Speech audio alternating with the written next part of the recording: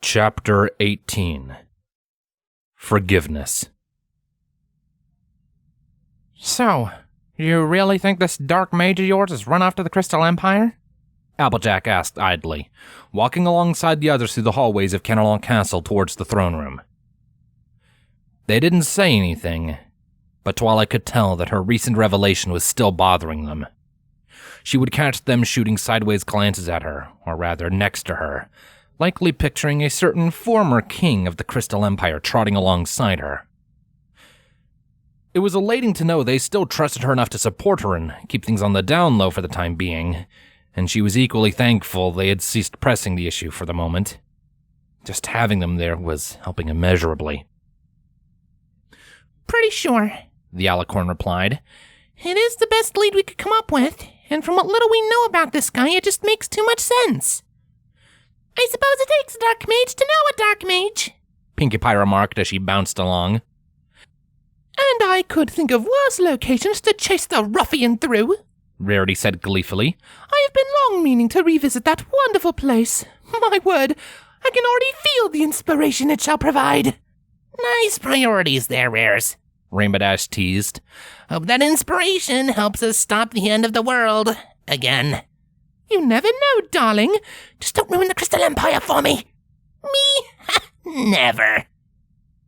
Twilight chuckled at the back and forth between her two friends, before then returning her focus at the task ahead, and the pony she had to talk to.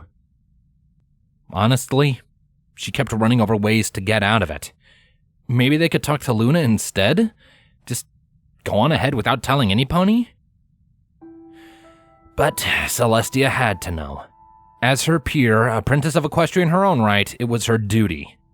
Both Celestia and Luna had to know about their suspicions, and it had been Celestia who'd summoned them here to begin with.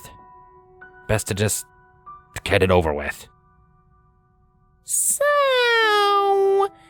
how are we playing this? Pinkie asked. You know, since Princess Celestia's mortal enemy is helping us and all? Won't she be mad? Fluttershy asked worriedly. Which is why we aren't saying nothing, Applejack noted with distaste. Let me do the explanations, Twilight said. I'll just say that the idea came into my head. It's not technically a lie, since he is literally inside my head. Sorry, Sugar Cube, but you know how much I hate technicalities. Twilight cringed. I know, but we need to. Applejack sighed, pulling down her hat partially over her eyes. She didn't reply, electing to just grumble dejectedly behind the rim. She'd already promised. Twilight hated making her so uncomfortable, but what was the alternative? Celestia wouldn't understand. You okay, Twilight? Spike asked, hurrying his pace to walk beside the mare. You don't look it. Better than I was, she replied honestly. Don't worry, Spike. We'll be off to the Crystal Empire in no time. There wasn't time for him to debate the point, the throne room's entrance coming into view. Twilight took a breath without slowing her pace, trying to calm her quickening heartbeat as she bypassed the saluting guards and made her way inside.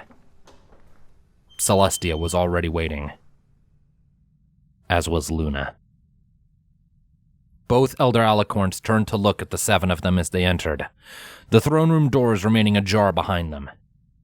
There was a moment of awkward silence that deafened the ears of all present, even the guards. All eyes went between Twilight and Celestia, all but for the two in question. They just glanced at each other momentarily, before they then averted their gazes in shame.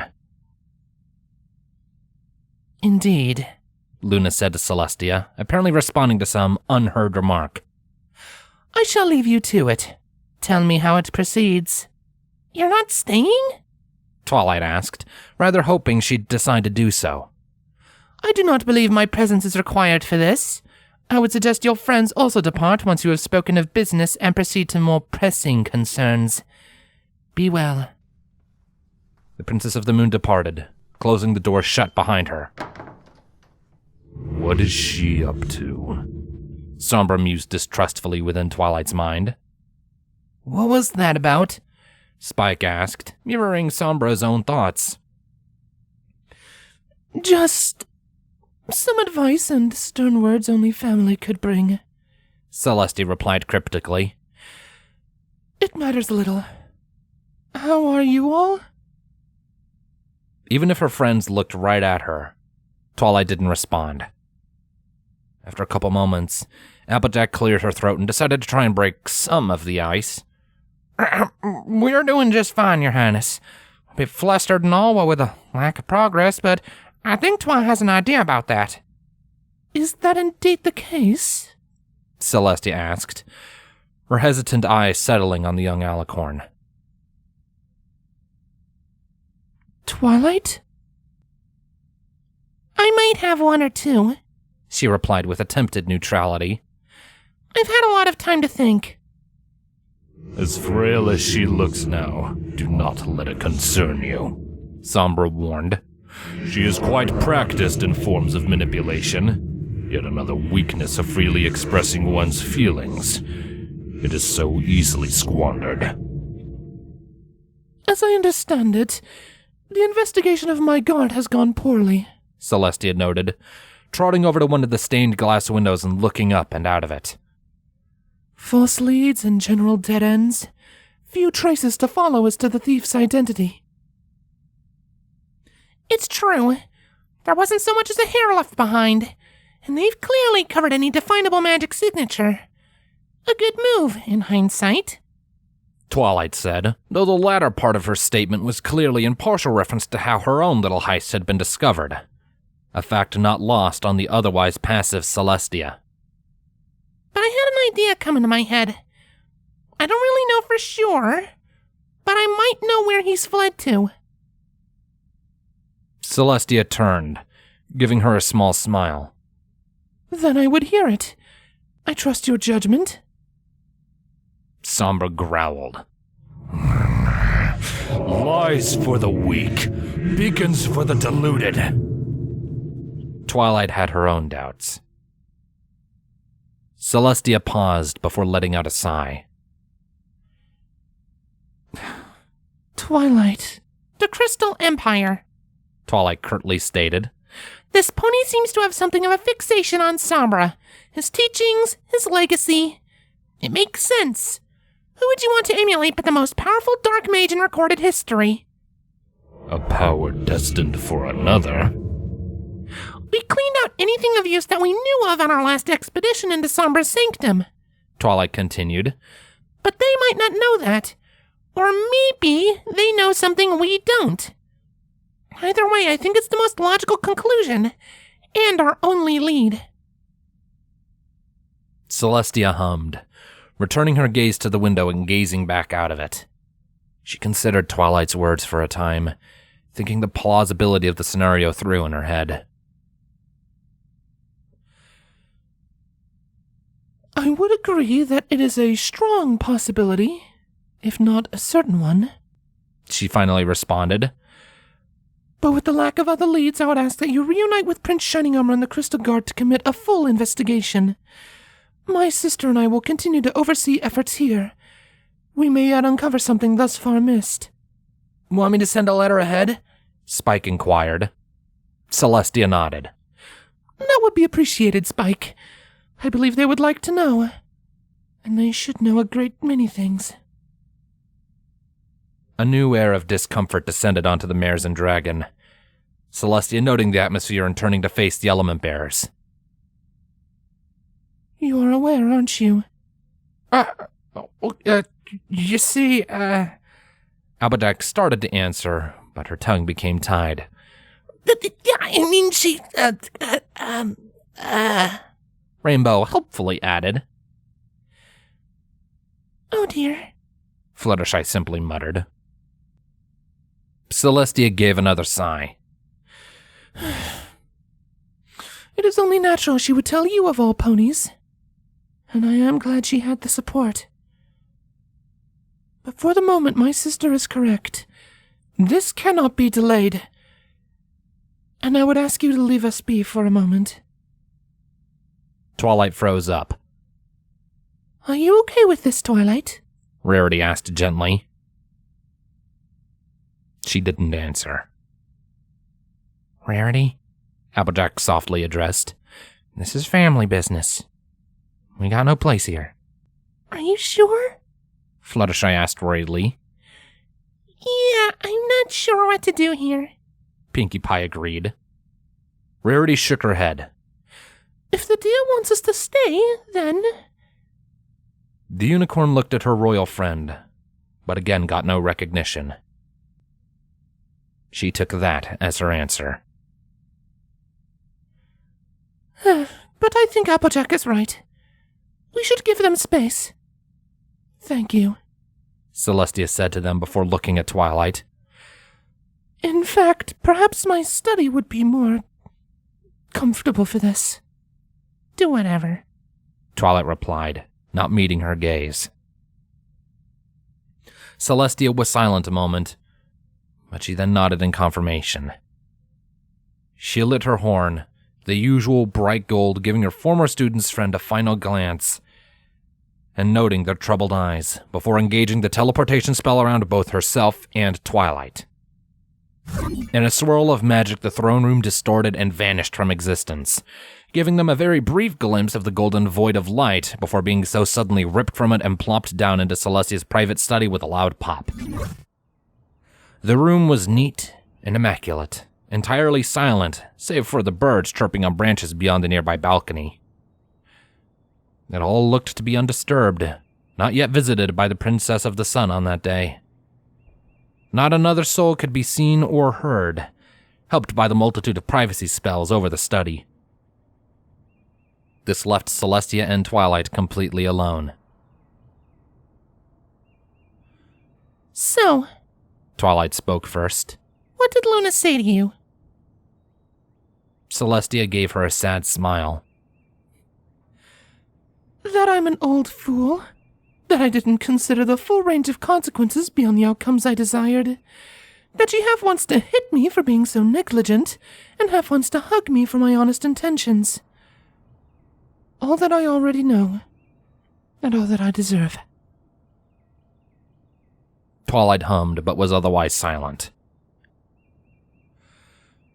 She also made some good points about what you did. I still don't approve, and I won't say that I'm not hurt by it. But I understand wanting to know the truth that I hid from you. Especially one as great as this. Twilight turned away.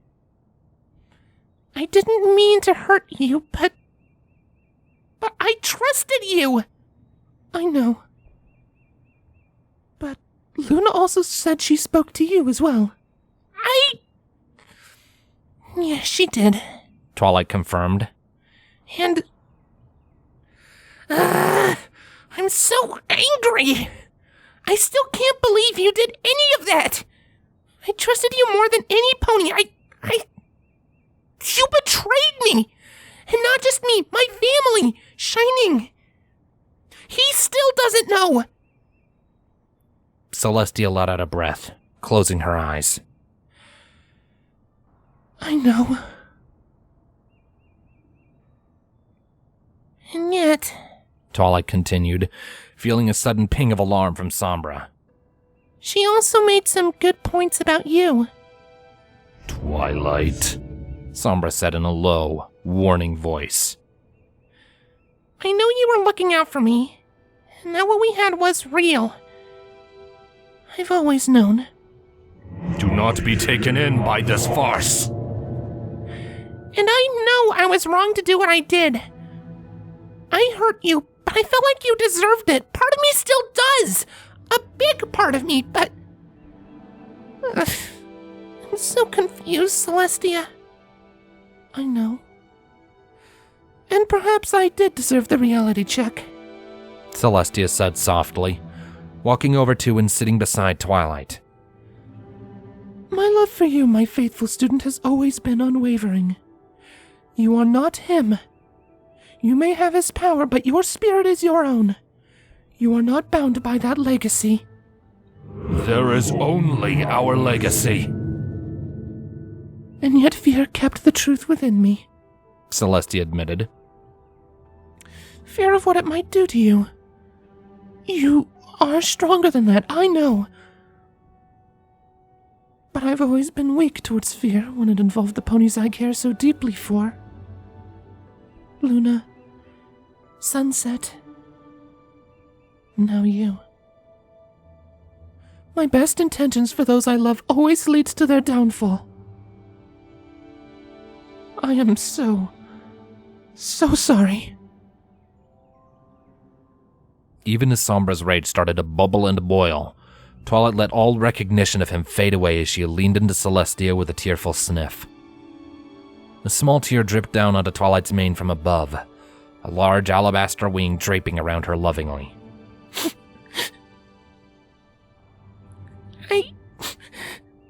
I don't think I can forget what you did to my family. Twilight muttered sadly. Not yet. It hurts. I know. It feels the same. You two breached my trust.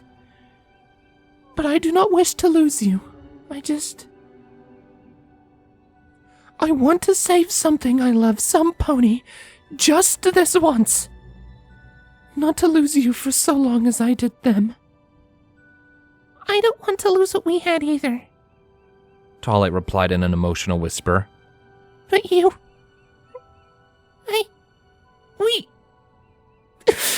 How do we move on from here?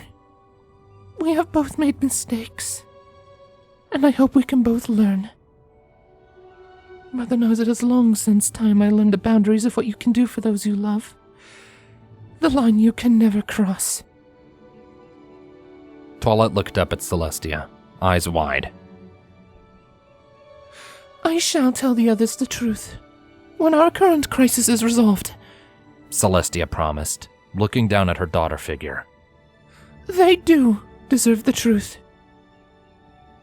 It is high time I faced up to my mistake. Twilight sniffed, nodding in agreement as she looked away and leant back into the larger pony's soft fur. She felt so warm, so safe. For the moment, her turmoil seemed to disappear entirely. The conflict between the ideologies of her two mentors didn't seem to matter, for all their differences in approach, and yet eerie similarities in their commitment of terrible deeds for the sake of a corrupted love. But this moment was not corrupted. It felt as pure as the pearly white feathers wrapped around her form. And that, for the moment, was all that mattered. Until she heard 5 words that filled her with a profound sense of dread. You disappoint me, Twilight Sparkle.